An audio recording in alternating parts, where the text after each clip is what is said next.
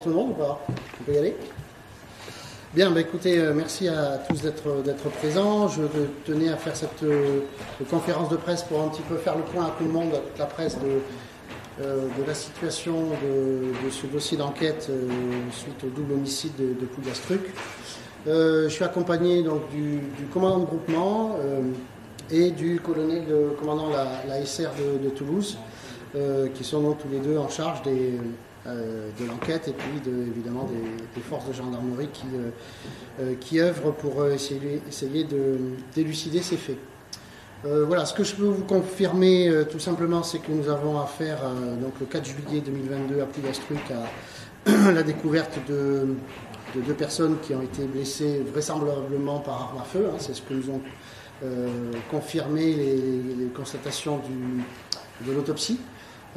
Réalisé à l'IML de Toulouse. Donc deux personnes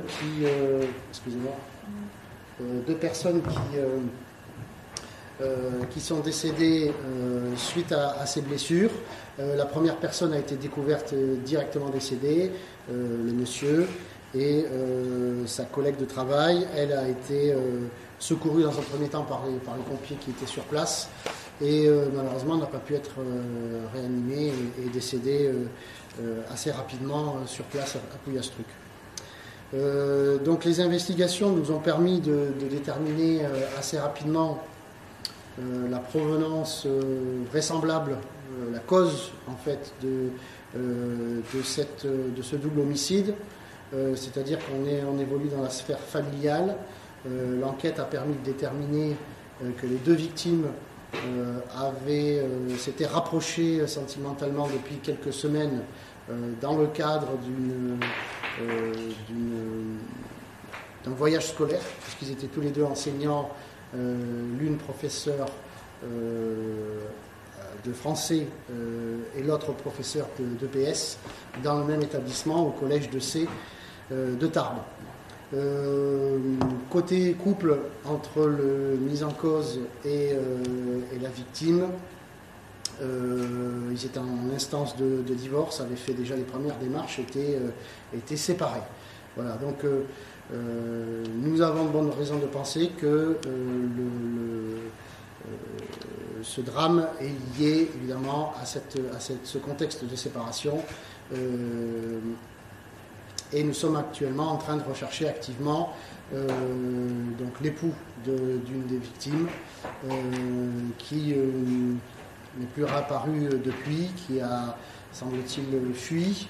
Vous avez eu des informations de la presse espagnole disant qu'il était recherché sur le secteur de Raca, c'est-à-dire de l'autre côté de la frontière des Pyrénées. Ce qui est exact, on le recherche activement dans ce secteur-là, mais on le recherche également dans notre département et dans les départements voisins. Voilà, les recherches ne sont pas limitées et nous utilisons tout ce que nous pouvons pour essayer de le localiser et de pouvoir évidemment l'entendre. Nous ne connaissons pas du tout ses volontés actuelles. Est-ce que c'est quelqu'un qui, effectivement, comme il semblait... on semblait pouvoir le penser, est suicidaire, ou est-ce qu'on a affaire à quelqu'un qui simplement veut échapper à ses responsabilités? Pour l'instant, nous l'ignorons et nous espérons pouvoir rapidement le localiser et pouvoir l'entendre pour qu'il s'explique sur ces faits-là. Voilà. Du point de vue du cadre juridique, jusqu'à présent, nous étions en infraction flagrante. Nous allons dès demain basculer dans le cadre d'une ouverture d'information judiciaire et dans ce cadre, c'est le procureur de Pau qui va récupérer le dossier et ouvrir cette information judiciaire. Donc à partir de demain matin, je ne pourrai plus communiquer sur ce dossier-là et vraisemblablement il n'y aura pas de communication rapide avant que évidemment l'enquête ait pu déboucher sur l'interpellation ou la découverte de l'intéressé. Voilà ce que je pouvais vous dire. Si vous avez des questions, n'hésitez pas. Est-ce que la moto a été retrouvée comme l'indique? La moto a été retrouvée sur le secteur de Raca. Oui, tout à fait. Donc il est parti à pied, a priori? là, vous m'en demandez beaucoup. Je n'y étais pas, donc est-ce qu'il est parti à pied, est-ce qu'il est parti en voiture, est-ce qu'il a fait de l'autostop, est-ce qu'il y avait une voiture sur place, vous voyez, tout ça, c'est très compliqué de le savoir. En tout cas, on a retrouvé sa moto, effectivement, sur le secteur de Raqqa. Mardi matin. Hier matin. C'était hier matin. Oui, c'est ça, hier matin. Est-ce qu'il y a eu des communications avec l'homme ensuite, avec une équipe de négociateurs? Est-ce que c'est toujours en cours? Alors nous n'avons pas d'échange avec lui, malheureusement. Il était indiqué. Il y a eu, oui. Il y a eu des échanges avec lui où il expliquait qu'il voulait mettre fin à ses jours. C'est ça, oui, tout à fait. Sur son profil, on a pu dire qu'il avait des connaissances notamment dans le survie, c'était un ancien militaire. Alors, pour vous indiquer le milieu dans lequel on évolue, nous avons affaire à des gens qui n'ont aucun contact avec la délinquance. C'est-à-dire, ni la personne que nous soupçonnons, ni les deux victimes ne sont connus, ni des services de police, ni de gendarmerie, n'ont aucune corrélation au casier judiciaire, voilà, pour être très clair. Le mis en cause, lui, est quelqu'un qui est tireur sportif, qui a donc un certain nombre d'armes qu'on a découvert à son domicile, et c'est quelqu'un qui également a été réserviste de la gendarmerie et a été réserviste par le passé également dans un des régiments de 35e RAP, un des régiments militaires de Tarbes. Voilà, donc c'est quelqu'un qui connaît les armes, qui a certaines connaissances dans ce domaine-là. J'ai entendu parler chez certains de vos confrères de survivalistes. Écoutez, moi je suis assez réservé sur ce terme-là. Survivaliste, c'est quand même quelque chose d'assez particulier. C'est des gens qui ont l'habitude d'être en autonomie, de vivre dans les bois, etc. Moi, j'ai pas du tout ce type d'information-là. Effectivement, c'est quelqu'un qui peut avoir des connaissances dans ce domaine-là, mais qu'on nous paraît très aventureux de pouvoir dire qu'on a affaire à un survivaliste pour l'instant. Quelle est sa profession? Il est ouvrier dans une usine bien connue des Pyrénées-Atlantiques qui fabrique des moteurs d'hélicoptères. Il est bien d'origine paloise, donc béarnaise en tout cas, il a de la famille à Oloron notamment. Oui, c'est ça, il a de la famille dans le 64 et lui est natif d'Arles. Voilà. D'accord. Mais il a vécu à Pau. Oui, c'est ça, c'est quelqu'un. Et les deux victimes sont nées à Tarbes. Est-ce que des éléments vous laissent à penser qu'il avait préparé sa fuite? Est-ce qu'il avait, je ne sais pas, vidé son compte en banque? Est-ce qu'il avait... On n'a pas d'éléments très saillants pour l'instant sur ce sujet-là. Nous avons plutôt tendance à penser qu'il avait quand même préparé les faits. C'est la raison pour laquelle la qualification que nous retenons pour l'instant, c'est l'assassinat, c'est-à-dire un meurtre prémédité. Est-ce qu'il a été vu sur la zone en Espagne quand les témoins l'auraient aperçu hier matin? Alors écoutez, là pour l'instant on a des informations assez floues que nos enquêteurs n'ont pas pu vérifier, donc là je reste assez prudent pour savoir s'il a été vu ou pas. Où est-ce que ça a été commencé quand il y a évidemment un peu de médias qui s'en mêlent. On peut avoir un certain nombre de témoins qui pensent avoir vu. Bon, les Espagnols nous donnent un certain nombre d'informations, mais honnêtement, je ne suis pas capable de vous dire est-ce que vraiment c'était lui qui a été vu. Nos enquêteurs n'ont pas pu avoir accès à ces informations. Alors, du point de vue de la coopération, c'est assez particulier, puisqu'effectivement, on a des raisons de penser qu'il est passé de l'autre côté de la frontière.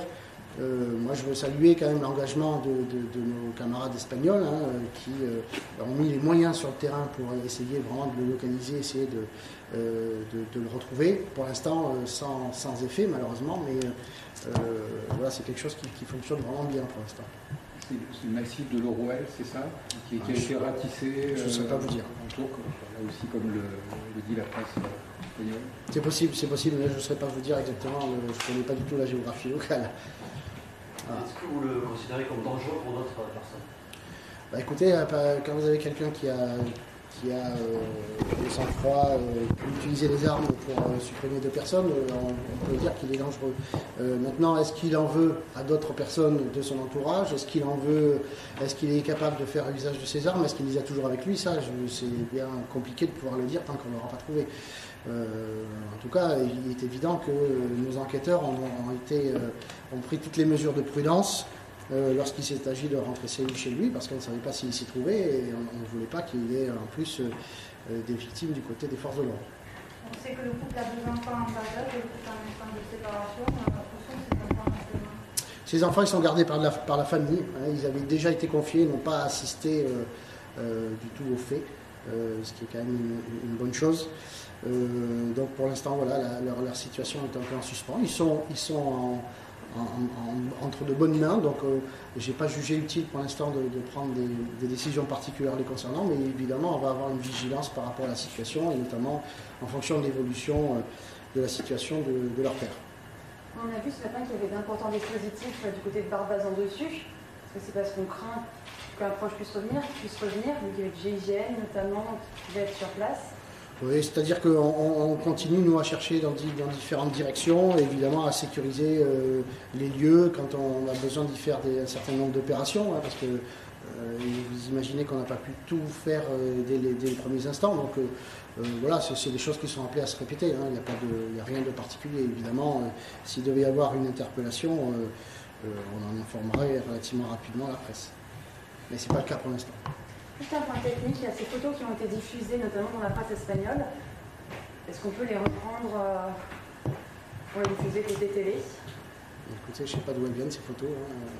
Elles ne viennent pas de chez moi en tout cas. Donc, moi je ne suis pas très partisan de cela. On n'a pas, si on avait l'intention de faire un appel à témoins, etc., on le ferait. C'est pas l'option qu'on a pris pour l'instant. Donc moi, honnêtement, je vais vous dire, je ne suis pas très fanat de ce type de diffusion. Voilà.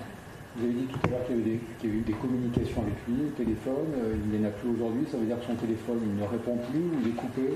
Là, je ne vais pas rentrer dans le détail. Vous comprenez que là, il y a des éléments d'enquête qu'on conserve pour justement essayer d'avoir toutes les chances de notre côté pour pouvoir l'interpeller. Est-ce qu'on peut savoir de quand datent les derniers échanges, depuis quand il y en a plus? Non, ça je ne vous dirai pas non plus. Ça. Il y a eu des échanges à un moment, et puis voilà, actuellement il n'y en a pas. Sur la relation entre le fugitif et son ancienne épouse ou compagne, les relations s'étaient détériorées depuis plusieurs semaines. Ils étaient donc effectivement. Est-ce qu'elle avait fait des signalements comme quoi cette séparation était difficile? Non, il n'y avait pas de plainte, il n'y avait pas de choses comme ça. On sait maintenant que le couple avait commencé des démarches pour divorcer. C'était une séparation qui était, de ce que certains témoins ont pu nous dire, compliquée. Voilà. Je ne sais pas s'il y en a des simples des séparations, je ne suis pas certain.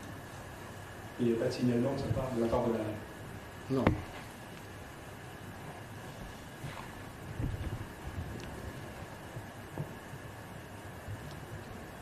Juste sur les recherches, vous pouvez dire à peu près les effectifs qui sont mobilisés Ça, je laisse la parole au colonel, parce que ça, c'est vraiment ça. Donc en termes de dispositifs, nous on s'est concentré dès le 4 juillet au soir sur la mise en place d'un plan guerrier. On a déployé rapidement 60 personnels, plus l'hélicoptère de Tarbes et plus l'antenne GIGN. Dès lors, on a continué à réaliser des recherches sur le secteur entre Pouillastruc et Barbazan dessus, en parallèle effectivement des recherches qui étaient indiquées par M. le procureur en Espagne. Depuis aujourd'hui, on a étendu la zone de recherche sans certitude sur la localisation de l'individu et on est actuellement à une centaine de gendarmes sur le département des Hautes-Pyrénées, dans la zone et à rechercher sur les zones boisées, sur le secteur entre Pouillastruc toujours et puis Barbazan dessus. On a concentré beaucoup de monde aujourd'hui pour étendre cette zone de recherche et dans un deuxième temps protéger également la famille, même si à ce stade on n'a rien de particulier qui nous laisse penser qu'il y a des risques dans ce domaine-là.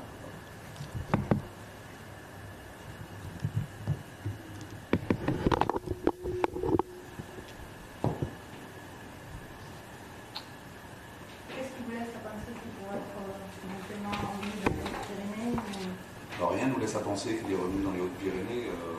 On a juste étendu la zone de recherche, comme je le disais, parce que le 4 juillet, quand on se concentre sur les premières recherches pour essayer de mettre la main sur le fugitif, effectivement, on est sur une zone très rapprochée.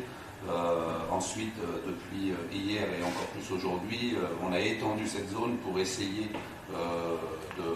de s'assurer qu'effectivement, il n'y ait pas des choses particulières sur une zone beaucoup plus large. Donc, rien nous laisse penser qu'ils puissent être sur les Hautes-Pyrénées en ce moment, mais c'est dans nos actions et dans nos obligations de s'assurer qu'effectivement ils ne soient pas dans la zone située au plus près des faits.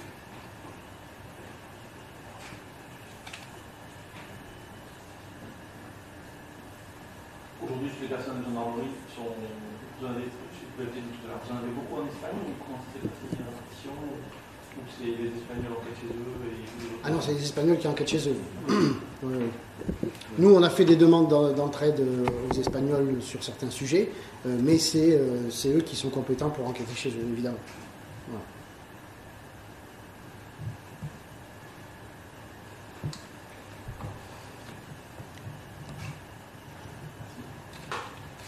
Bon. Bon, et ouverture d'information judiciaire pour assassinat.